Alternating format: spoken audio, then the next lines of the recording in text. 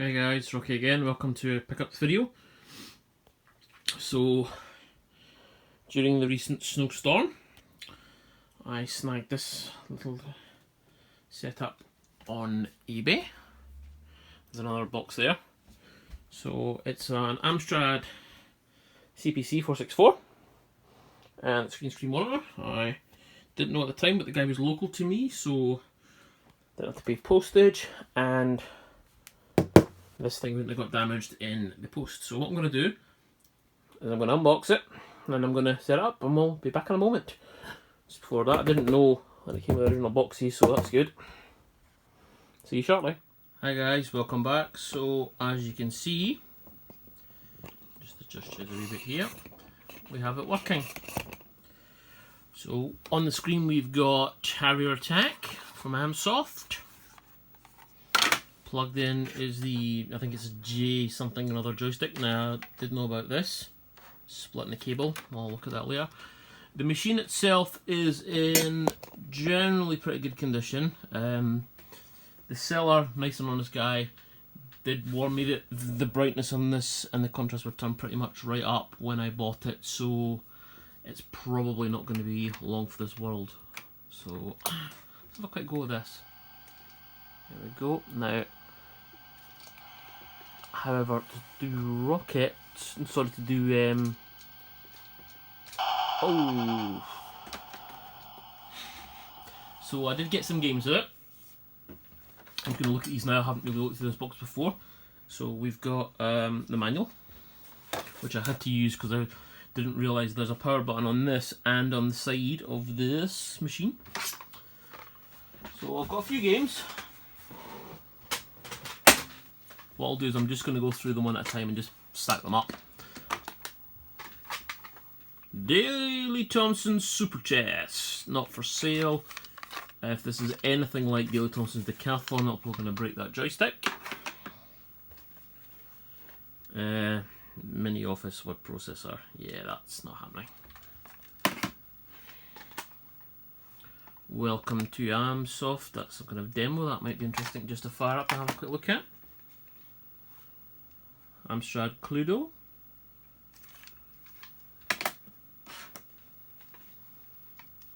AMSTRAD Skeletrix. AMSTRAD Monopoly.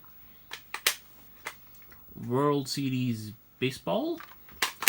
All of these seem to be not for sale, so maybe what came with the machine originally, which is nice. Yep, so we've got Scrabble. Nomad, I played that on Spectrum. Doors of Doom. Daley Thompson Super Test again. Day 1. Oh, hang on. That says day 1. Oh, the other one says day 2 in it. Okay. AMSOFT Roland in Time. Oh, this could be good fun. Hunchback 2. I might fire that one up next. Trivial Pursuit. Kubala? Oh, I have no idea. So they're all. And oh, I like the cases. So we got 3D Grand Prix.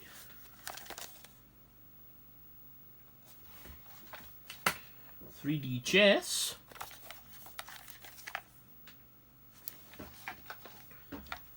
And 3D Boxing. So that's the games that came in the other box,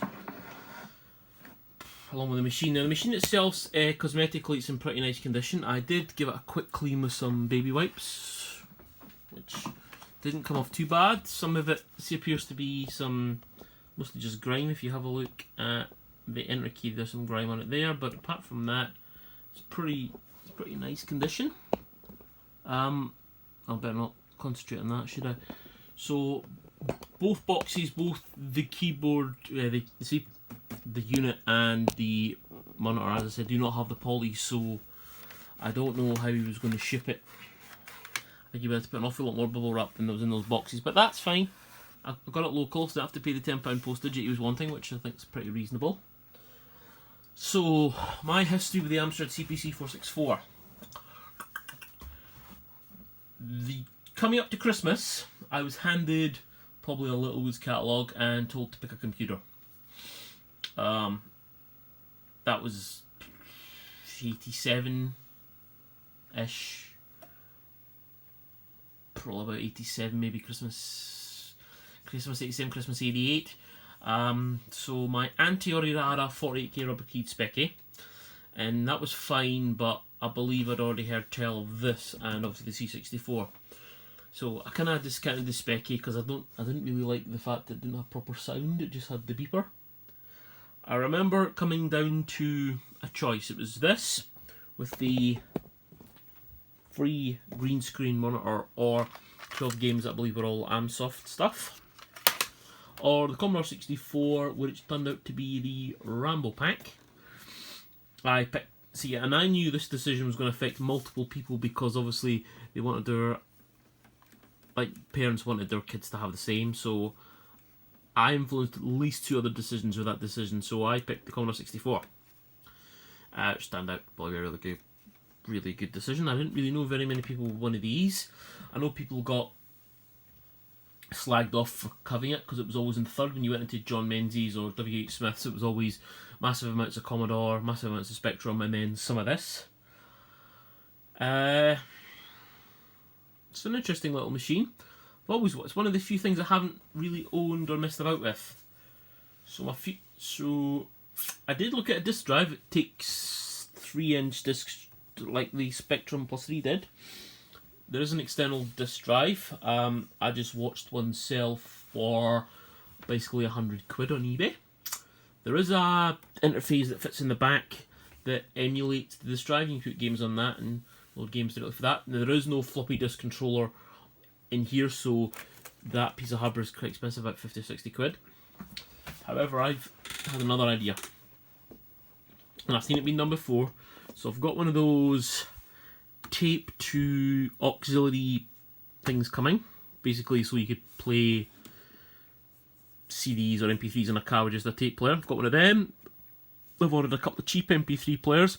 I'm going to try and load games directly from MP3 or WAV format into the machine. I believe it'll work just fine.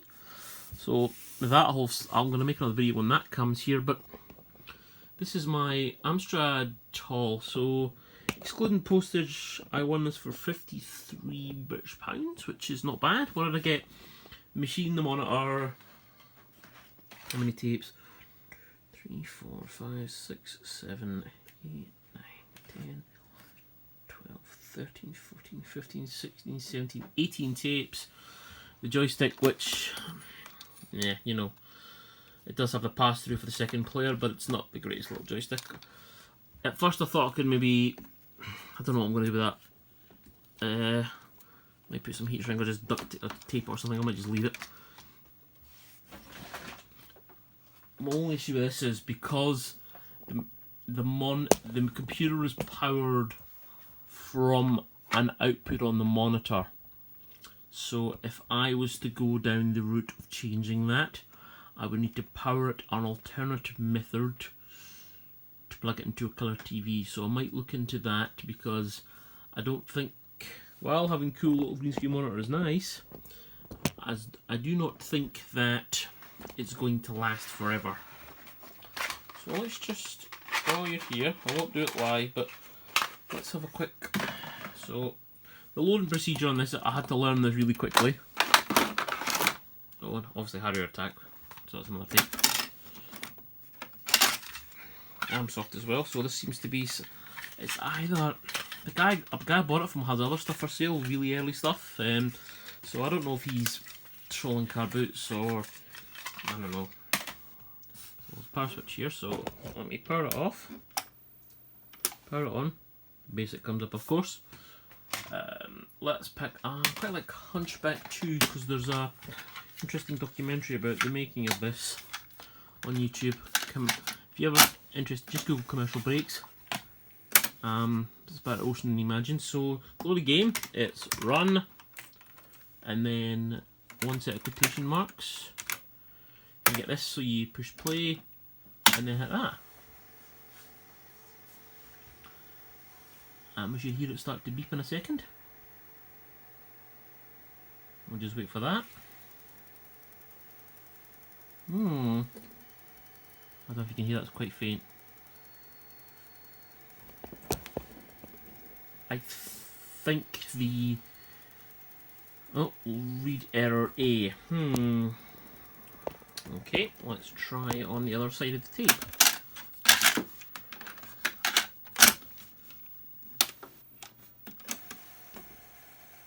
Who knows? Could be the tape player needing cleaned. These tapes are obviously, you know, 20-year-old, almost 30-year-old in some cases.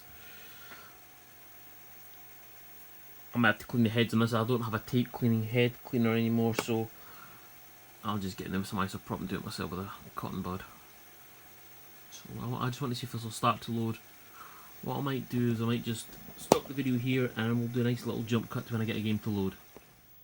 Hi guys, so after an extremely long period of time, it actually loaded. I thought it was going to fail a couple of times, but it didn't.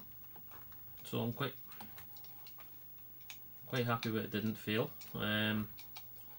Did give me time to look up a few things on the internet though, so connecting this, so first up we'll go with connecting this to a colour screen. There's a couple of solutions. The one I would prefer to do would be to use a powered SCART cable from Retro Computer Shack, so they always make great cables. I've been using them for years. My Amiga that's in the corner there, that's what partly plugs into that setup there. Now that's $13.99 just for the cable. Then you need a power supply, because obviously this is not powered.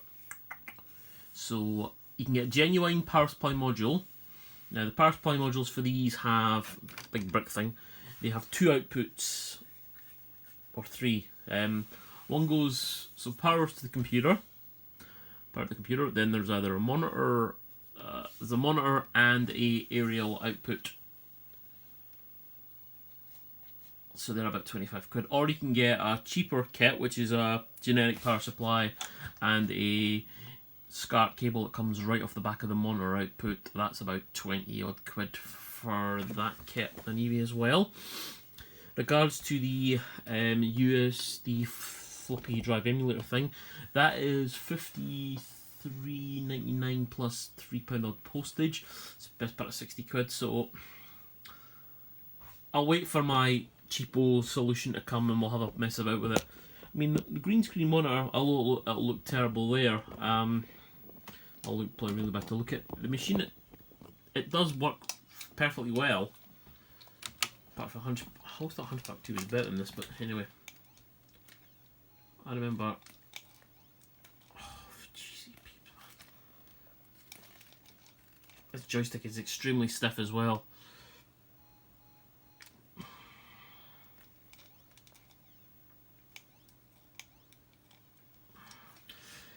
So guys, that's my latest pickup, an AMSTRAD CPC 464 with green screen monitor and a few games. Thank you for watching. I will see you all in the next video. Bye bye.